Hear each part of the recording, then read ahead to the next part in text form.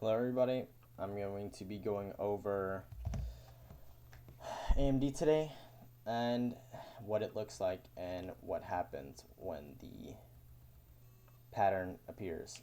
So, in the first phase of AMD, you're going to be looking for accumulation. So like Asia right here, we have a little choppiness, like moving back and forth, not really taking out highs. But we're not going to be looking at that. We're going to be looking at this. This is honestly the best example I could find for now. And what do we see? Price is chopping right here. Price is moving back and forth, like I said, in our accumulation phase, which is this. Say, oh, this is our accumulation phase. What do we wait for? Either a break to the buy side or a break to sell side. In this example, we have a break to buy side right here. So what is price probably going to do?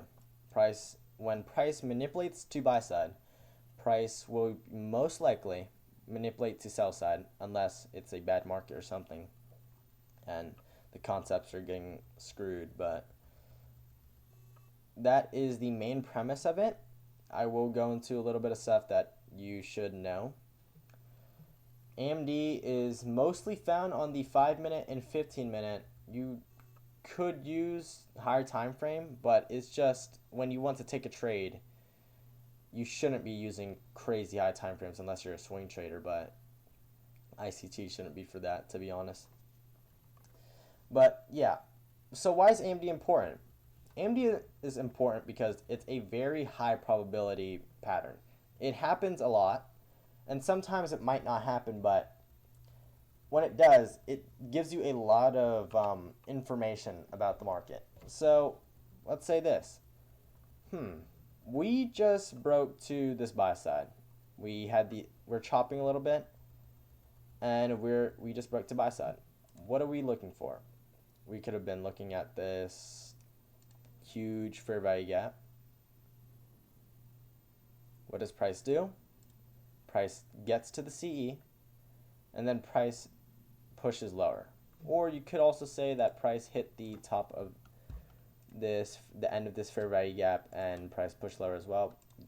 You could use whatever.